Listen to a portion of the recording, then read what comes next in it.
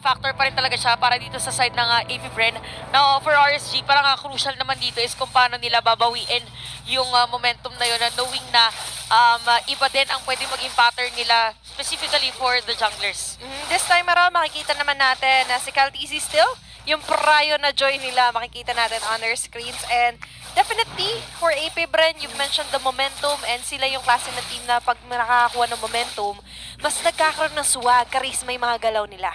And very early rotation galing dito kay View na mukhang magki-clear agad ng XP lane. And so far, mukhang wala pa naman tayo nakikitang kakaibang galawan with the flicker burnt already para kay Nuts, no? So maaga-agang flicker ang nawala para kay Nuts. Alam mo yung flicker, di ba parang nasanay kasi tayo before nung hindi pa talaga nilalagay na XP lane or XP lane pa lang si Baksha before, more on vengeance. So interesting makakita ng flicker Baksha. Pero dito, pagtutulungan na maaga si Ira, being punished by Calteezy, Few with first blood. Wow, napakaagang kill para sa side ng AP Bren. Mapupunta pa kasamay ni Few na sabihin na lang nating early to the mid-game mage ang isang Lilia na ang ganda din ng late. Kaya naman pala napipikto si Lilia. Oo, ramdam mo na yung burst eh. I mean, napakadami mga pwedeng ibitaw ng mga blooms. Tapos meron ka pang black shoes if ever. So, ang pinakaano mo dito, if ever, kung ikaw ang RSG, kailangan mong hanapin si Few.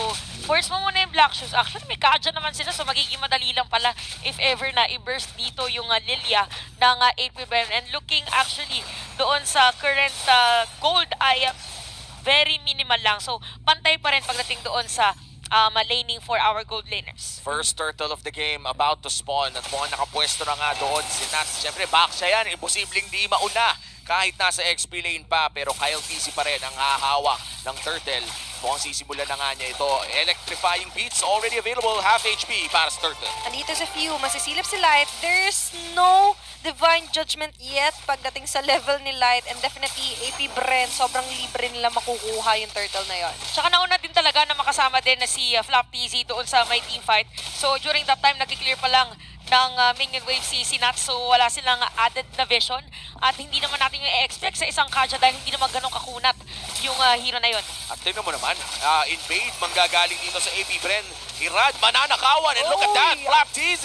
Ang ganda ng huli niya doon, pero si Calteezy ang mahuhuli dito ni Ira. Flap TZ trying to run away. There's the flicker exhausted, but RSG has a nice trade there. RSG getting a kill despite the proactive move ng galing sa AP Bren. Mukhang na-counterpunch pa sila doon. Sila pa yung napahamak sa invade nila. Oh, yun yung good thing sa isang Karina kasi yung damage na pwede niyang ibigay lalo na kung merong makunat na hero doon sa side na yon. So RSG, alam din nila yung potential ng lineup dito ng AP Bren kaya as much as possible. Since meron naman silang burst damage, kung mabalikan natin yung index, kaya naman nilang pumalag sa mga ganong malalalim na posisyon ng AP Bren. At ang dami nga talagang burst damage ng RSG, no? Especially with Irad on this Karina na nakita din natin sa kamay ni Kyle TC in game number 1. Snowball reliant man, meron naman kasi silang pang-catch talaga sa kamay ni Light. Definitely. And yung instant burst, maaasahan talaga natin for RSG. And not only that, no, meron kasi silang chance for redemption and meron silang chance na mabuhay ulit, especially with Aqua on the Faramis. Nakita naman natin lately, gumagana talaga yung Faramis. But the question is, AP Bren, paano ba nilang ipoproke din na maaga yon? Oh, Eman! Kamunti ka na, pero yan ang ata. Kyle TZ going to the back line, securing the kill. At mukhang too late na ang pagdating ni Light. Oh, sobrang ganda dito. Sumakto sa playstand ng isang Joy, yung Ruby. Kasi kahit mag-overdive dito si Kyle TZ, merong added na crowd control. Again, mabilis lang ang cooldown ng isang Ruby. Uy! Ayan. Ang bilis nga nun. Oh, biglang umikot. Bigla lang yung likudon para nandito yung divine judgment. Ogun under the turret. And Irad would get that kill. Ngayon, unti-unti na nilang binibigyan ng space.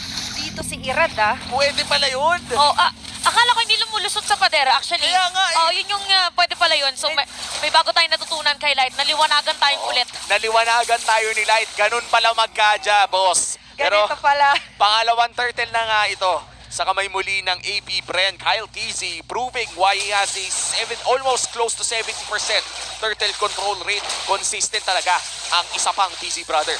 Consistent din ang kanyang pagpunta doon sa may orange buff actually. Pero alam na ni Nuts na nandun siya. Nandito na nga, orasan siya.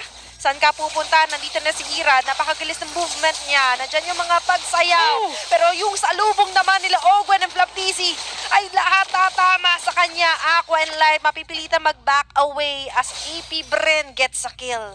Parang deja vu actually nakita natin doon kasi nung first time nakakuha ng casualty yung RSG, nung gusto nga kumuha ng AP Bren, sinalubong din ng mga players ng AP Bren. This time around, the AP Bren ang mas nagkaroon ng magandang execution during that time. But for RSG, maganda na nakikita natin silang pumapalag sa mga ganong moments kasi nabibigyan naman ng space si Eman and even Light doon sa may bottom lane. Napalitan lang ng Assassins ang naganap sa laban na yon. Parehas ang KDA ng dalawang Magic type Assassins na nakita natin ngayon. Tignan natin ang item build ng FWD Insurance. Mukhang may item na nakakalamang ang Iritel. So this is Super Marco with close to 800 gold lead na nagtatranslate sa extra crit chance. Isa sa mga magandang stat ngayon. I like the emphasis doon sa 800 gold na lamang pagdating doon sa mga marksman kasi nakita niyo yung difference, yung added attribute kasi nung espada at saka yung crit chance na sinasabi ni Umi kanina, malaking factor yun kasi laning phase pa lang to eh. And pagdating naman kasi sa laning, mapapansin natin ngayon, tahimik pa sa lane. Syempre, ni Kaltizi kanina na paikot-ikot lang. And especially ngayon si Super Marco, na katapat niya si Eman. Pero si Eman, manonotice natin, ang bilis kasi siyang natantusan dito ng EP Bren. So he really needs to be really careful. And speaking of careful lang din dito sila Aqua and as well as si Light. At mukhang magkakaroon ng gold lane rotation ng RSG. Pero AP Bren ipupul na ang third turtle of the game. Dalawa na ang napunta sa kanila. Super Marco, delikado. Pero mukhang si Nats ay kailangan U-turn pabalik ng lane. Turtle na ngayon ang punterya ng AP Bren. Libre ata nilang makukuha to, Rika. Ang bilis nila ditong umatake At nakikita natin for AP Bren, hindi lang nila basta-basta nire-rely on to getting pick-offs yung lineup nila, but also on to securing objectives for Calteezy. Katulad ito, Abante, level 10 na siya. Kumbaga, napapansin natin na siya ngayon yung mas nakakalamang sa kanyang katapat. At tignan mo, nakakapush pa sa may bandang ibaba si Eman. Nagkakapalitan lang ng mga objectives pero may kalamangan pa rin ang AP Bren. A very silent game, I would say. Just 7 kills around the 7-minute mark. Iwas na talaga yung dalawa actually sa isa't isa. Kasi kung makapansin nyo, even for RSG, ang tinatry na lang nila is kung kaya nilang depensa yung top lane na go, samahan nila dun si Nats. Pero dahil yun, gusto nilang bigyan ng space dito si Eman, kaya naman nakapag-hit din siya ng Torre. Interestingly enough, makikita natin na mas aggressive ang AP Bren, lamang sila pagdating sa gold. Pero pagdating doon sa turret push, sa may baba, nakauna pa ang RSG. So, cross map play ang atin nakikita or mirroring lang. Palitan lang talaga ng control around the map. Pero mukhang hihilain si Ogwen! Maganda yung Divine Judgment to, pero look at that! Ogwen will not survive. Calteezy on their hand, hinahatak niya talaga dito, papunta sa harap niya si Irad. Super Marco getting the kill. Aqua and Nats right now, medyo pulaan ang buhay, pero napakaganda ng pag-zone out of Lapteezy sa 4 na miyembro ng RSG. Ogwen for Irad. Sa tingin ko nakalamang doon ang side ng AP Bren. Still with a 3K gold lead at malapit na nga rin lumabas ang pinakaunang Lord. At saka yung gusto talagang kuhanin nung RSG during that time was Super Marco, pero nabuhay pa rin si Super Marco. Before that team fight, 3.5k gold lead. So lumaki agad dahil nakasira din ng Torres sa may bottom lane. So unti-unti ngayong pinapaliit ng AP Bren ang mapa ng RSG. Magiging crucial yon later on for Eman. So pwedeng gawin dito ng RSG is ibigay lahat ng minion wave. Huwag na sila makiklear. Ibigay na nila lahat kay Eman. Funnel on Eman, kumbaga, diba? Give all the resources. And yung fleeting time no kay Light, isa sa mga importanteng Kaja pickups dahil dito natin makikita yung potential snowball na pwede niyang gawin 9 minutes inside the game. Lord ngayon ay hihilain na ng AP Bren.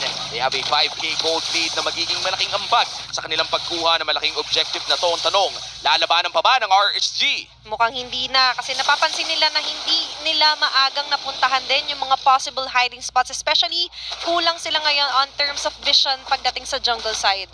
Tsaka ito yung mga moments, di ba, kung isa mga ibang games, parang kalmado muna dahil alam nila na meron silang kailangan gawin. Isa sa mga kailangan gawin is, again, antay na tumawa si Eman, pero for AP Bren, alam din nila yung gagawin nila. Hindi pa yan lalaban. Kuhanin na natin lahat ng objective. Pinapalaki lang nila yung kalamangan ngayon at mas magiging masakit pa yung damage ngayon ni Calteezy because of the Divine Glaive. So, pwedeng ang mangyari, yung pinapataba ng RSG, yun yung hahanapin ni Calteezy mamaya. Tsaka yung physical damage immune ni Irad, wala lang yun sa mukha ng Joy. Wala, true. Kumbaga yung physical damage, si Super Marco, sige, maliligtas siya doon. Pero yung damage na may bibigay ni Kyle TZ ay hindi maiiwasan ni Irad, kaya kailangan din niya maghanap ng timing. So far, kontrolado ng AP Bren ang mapa, 80% ng mapa ay kulay blue. Maganda yung ginagawa rin kanina ni Calteezy. Talaga sinusuyod niya kung nasan si Irad. Kaso siya yata yung maispatan dito. Trying to run away. Ma-outplay niya pa doon. Sila Irad and friends. Habang si Light naman ngayon. Trying to run away. Yung Lord matutunaw, yes. Pero kita mo naman yung nakuhang kapalit dito ng RSG. No way! Salubong with the rhythm of joy. Light is down. Ang lutong nung damage nyo, Joy, nakita mo biglang nawala Oo. sila. Against Squishy Hero, ang isang Kaja, lalong-lalo na kapag mas lamang talaga ang kalaban. So may kita natin ngayon for AP Bren, talagang lumobo na ang kanilang kalaban. Look at that, 21. Mataas yung damage si Calteezy, mataas din yung heal niya eh. Aqua, napilitan mag-Netherrealm. May name change na nga Or nga pala.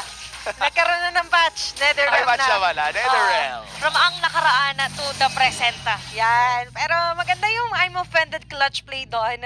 To be fair ni Ogwen. Pero ang problema for RSG, kapag ulit-ulit ginawa sa kanila yon, for AP Bren, ang dami kasi lang pwedeng panggalingan din na setup. Not only from Ogwen. Looking at the item builds mula sa FWD Insurance, talagang ramdam mo na, no? Santin, kitang-kita sa items ng mga gold laners natin. Oh, tsaka ito mga gusto ng mga gold laner, kapag meron ka pang damage na pwede sa Lilia, naka-Ice Queen 1 pa. Ay, oo nga. Di ba, ang bilis ng Irithel? Yan yung double one building. Oh, double one build. Minsan nag-ano pa yan, mga Diamantes Encantadia. Oh, ano yun? Glowing Wand, the Holy Crystal, Yung mga brilyante. yung mga brilyante po. Mga Andrea build. Ice Queen Wand, ayan. Pag brilyante. Brilyante. Good job. Thank Yeah. you. Ano, 10 over 10. Thank you. Alam mo naman. Definitely. And looking at this build, no, ito yung mga nakakairitang Lilia na hindi mo True. maintindihan, hindi ka na makagalaw, ang sakit pa, pumuputok-putok pa, talo pa ang bagnet. Tapos sinabi pa ni, sinabi pa ni Athena kanina, Ano? na ang daming panggagalingan ng crowd control.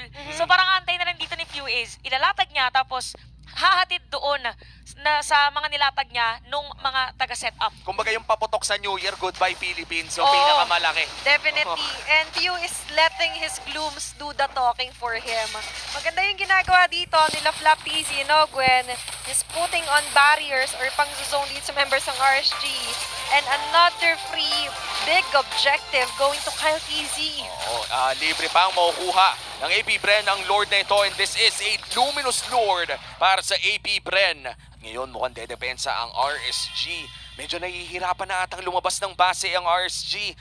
Athena, ano pa bang pwede nilang gawin para makadepensa dito? Kailangan lang nila intayin, lumapit ng kusa dito yung ibang members ng AP Brand, specifically kay Calteezy. Or maaari rin naman nilang i-maximize yung capability ni Light dito sa mga surprise attacks. But the problem with that is, hinauunahan din kasi si Nat sa mga gusto niyang silipin na brushes. Katulad nito, Ogwen is already there. Sisilipin niya pa lang. So definitely for RSG, kailangan lang nila kumalma at mag-antay. Uy, medyo delikado ang depensang ito para sa RSG.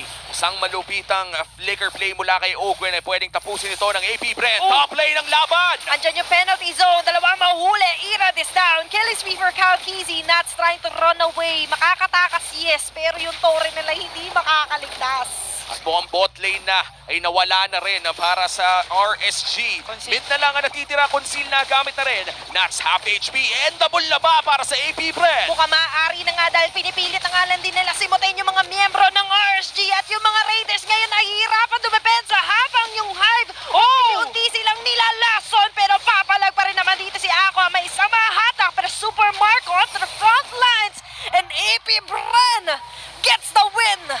This winning moment is brought to you by our official sponsor.